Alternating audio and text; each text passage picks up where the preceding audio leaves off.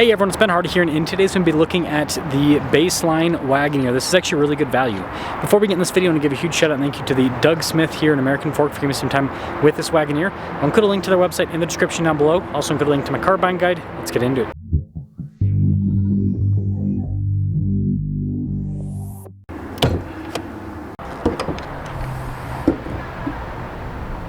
Powering this is a twin-turbo 3-liter inline 6 that goes through an 8-speed automatic transmission. Fuel economy is 16 around town, 23 on the highway, with power outputs being about 420 horsepower and then 469 pound-feet of torque. Before we move forward with this review, I do want to mention if you want to see more videos just like this, then I recommend you subscribe because I post content every single day. So we've got the Wagoneer logo front and center there on the hood. You can see the raised section on either side as well. And this is really cool with the light design. And then of course you got the signature Jeep grille with the 7 slots. Fog lights down below. We've got recovery points as well. And so when you look at this for a baseline car, the front end trim looks pretty darn premium. 275 by 55 by 20 is the tire and wheel setup with this. You can see the silver with the blacked out trim on the wheels. Blacked out fender flares. Got these side steps there, Wagoneer logo. You can see the mirror caps also blacked out. And then it's funny, window trim, you've got the chrome at the top and then blacked out at the bottom. And it's a big vehicle, size of a Tahoe. This leads us to the key fob. We've got the Wagoneer logo, lock and unlock, remote start. And we also have opening for the hatch, which kind of slow.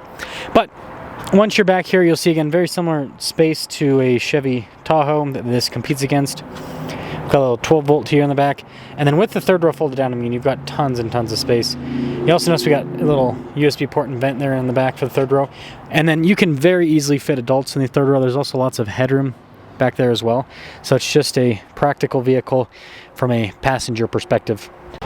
Now taking a look at the tail lights here, you can see the chrome trim that kind of goes across as well. You got the Wagoneer logo right there, parking sensors at the bottom with the bezel that covers the receiver hitch, and there's the rest of the rear.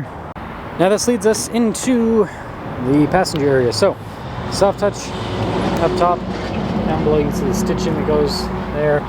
Notice the window's automatic, and then we'll press this little button. And you can see the third row has nice seats. They're perforated down the center. And so, yeah, they don't cheap out back there, that's for sure. I'm saying that because Chevy and GM do. GM in general. Anyways, seat's pretty easy to get back. A little bit of muscle required if you use one arm, but you can definitely do it. And these seats do move, so you can see where I have this placed. I can move it back. Got a little storage pocket there. We've got some climate controls here for the rear passengers, a bunch of little charging ports down below. And these seats are also nice with the perforated trim as well. And then we also have good headroom. Now popping up front, again, you've got a bunch of nice soft touch trim all over, memory seats, blind spot warning with the mirrors, all the windows automatic, mirror adjustments there too. For those of you wondering on the payload, 1555, and then again, fancy trim all over, power adjustments on the side, steering wheel's power adjustable too, and you got your light controls. And this leads us to the inside. Wagoneer there on the steering wheel. You've got practical controls for the center, and then you also have this new kind of like synthetic trim on the steering wheel. Interesting. We've got radio controls in the back. We also have our cruise control here on the other side, gear limiter down below, and then just regular stocks here on the back. You notice full digital gauge cluster. You can display different information with this, so just depending on what you want to see, you can change what it shows, and you can also change the view as well. Just a backup camera in reverse, kind of expected at this segment. You'll notice we have heated and ventilated seats with this, heated steering wheel too. And if we go to the climate tab, that'll also all show. Take a second for it to load up, but not too bad. And overall, the infotainment system is pretty straightforward with the functionality. You got a little volume control, and then physical controls for the climate there at the bottom. Storage area here, charging area too. And then we've got physical controls to turn off the auto stop starts, your lane departure, stability control, hazard lights, parking sensors, tow haul, and then mute function for the radio. Little dial shifter there for the transmission, your drive mode select.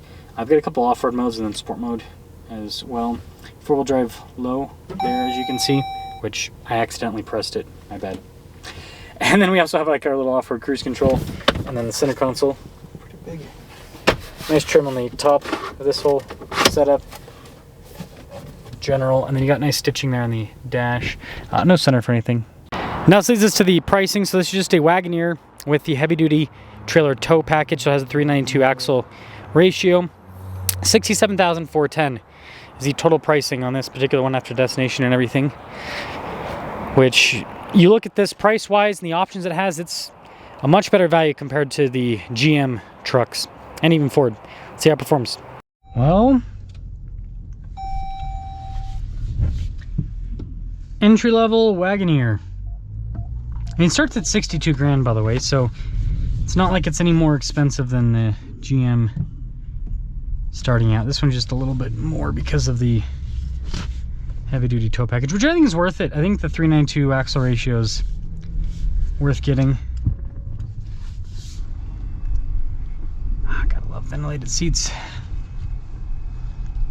Yeah, Jeep's going hard to try to get some market share in this segment now, which is logical.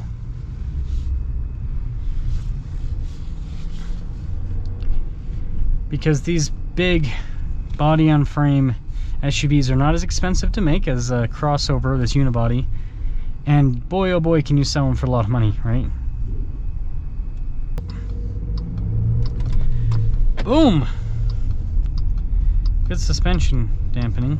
This doesn't even have the air suspension that you can get.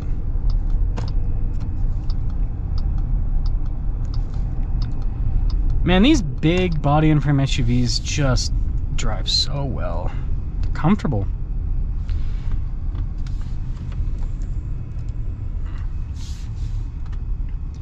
And the noise insulation is also great too.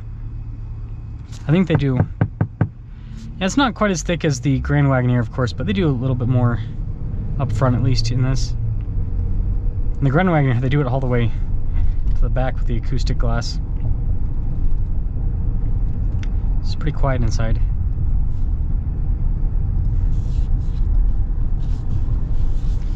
Pull this up a little bit.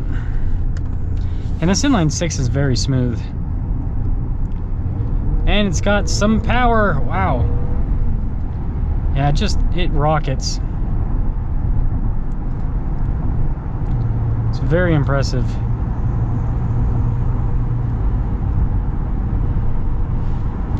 It's enough power you're like, what am I going to do with all this power? What am I going to do with it?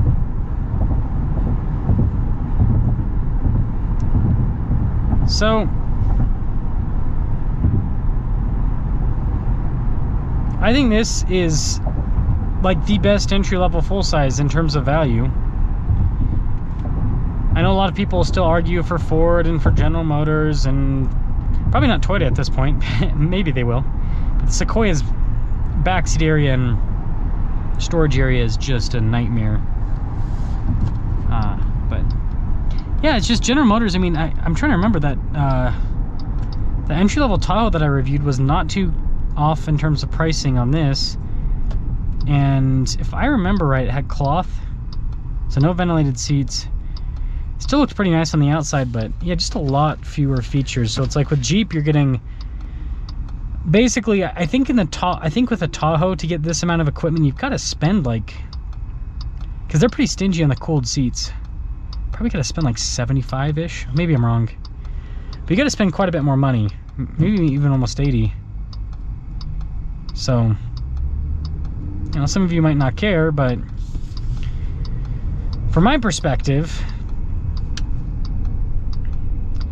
it's like, well, are you going to keep it out of the warranty period? That's one question. And if the answer is no, why not get more bang for your buck, right? Why not get more features for less money? And with an engine that's much better than the 5.3 V8. And I like it as much as the 6.2. It's got the power. Let me know what you think.